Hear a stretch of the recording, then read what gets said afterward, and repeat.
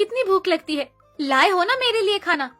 चमन की आंखों में आंसू देख के उसे अब अपनी गलती का धीरे धीरे एहसास होने लगा था कि उसने कितनी बड़ी गलती कर दी, और मन ही मन सोच रहा था, शिल्पा ने एक बार भी नहीं पूछा कि मैं थका तो नहीं हूँ या मुझे भूख प्यास तो नहीं लगी, बस उसे अपनी ही पड़ी है।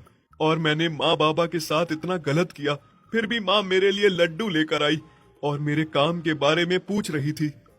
अब बोलो भी, कहाँ खोए हो? लाए हो मेरे लिए वो महंगी वाली घास या नहीं? बस अब तुम्हें महंगी घास की ही पड़ी रहती है। मैं कैसा हूँ, आज काम पर गया, कैसा रहा, वो कभी भी नहीं पूछती, या फिर ये कभी नहीं सोचती कि इतनी महंगी घास रोज रोज कहाँ से आएगी। बस अपने और अपने पेट के बारे में सोचती रहती हो तुम हमेशा। तुमने मुझे डांटा। आज पहली बार तुमने मुझे डांटा। जब तुमसे नहीं हो पाता था तो मुझसे शादी क्यों की? अब मैं तुम्हारे साथ नहीं रहूंगी। शिल्पा, तुम बिना वजह बात को बढ़ा रही हो। शिल्पा इतनी सी बात पे रोती रोती घर से निकल जाती है। तभी एक पड़ोसी शिल्पा से पूछता है, अरे शिल्पा भाभी, क्या हुआ? आप रो क्यों रही हो? सब ठीक है ना? और चमन कहाँ है? मुझे नहीं पता चमन कहाँ है। अब हम दोनों साथ नहीं रहते। इतना कह के शिल्पा वहाँ से चली जाती है और पड़ोसी चमन से बात करने घर आ जाता है। अरे चमन भाई, ये मैं क्या सुन रहा हूँ? तुम और शिल्पा भाभी अब साथ नहीं रहते? ये तुम्हें किसने कहा? शिल्पा भाभी ने खुद मुझसे कहा, और वो बहुत रो भी रही थी। अगर उसने ऐसा कहा तो बहुत गलत किया। अगली सुबह शिल्पा खुद घर आ जाती है। तुम मुझे मनाने क्यों नहीं आए? और तुमने क्या सबसे बातें फैला रखी हैं कि हम साथ नहीं रहते? वो तो मैंने ऐसे ही गुस्से में बोला था। दोबारा ऐसा कभी मत करना। ठीक है, नहीं करूंगी, पर तुम मेरे लिए रोज वो महंगी वाली घास लाओगे ना? ठीक है, ले आऊंगा। कुछ दिन बाद शिल्पा गर्भ से हो जाती है। जब ये बात चमन को पता चलती है तो वो खुशी से पागल हो जाता है और उसे लगता है ये बात उसे अपनी माँ को बतानी चाहिए। माँ, शिल्पा गर्भ से है, आप दादी बनने वाली हो। क्या बेटा, तू सच कह रहा है? ये तो बड़ी ही खुशी की बात है।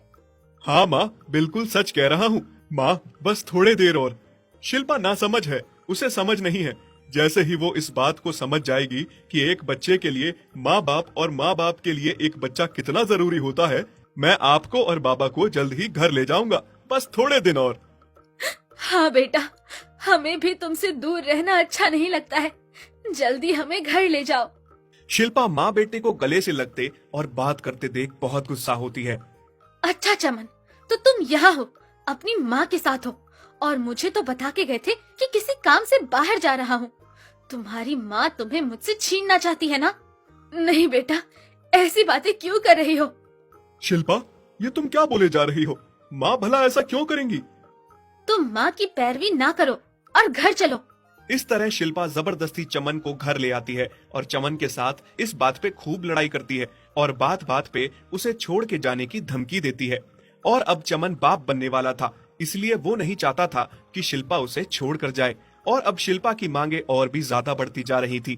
उसे पता था कि चमन बच्चे के लिए उसकी सारी बातें मानेगा। शिल्पा, तुम्हें अपना खूब ध्यान रखना है।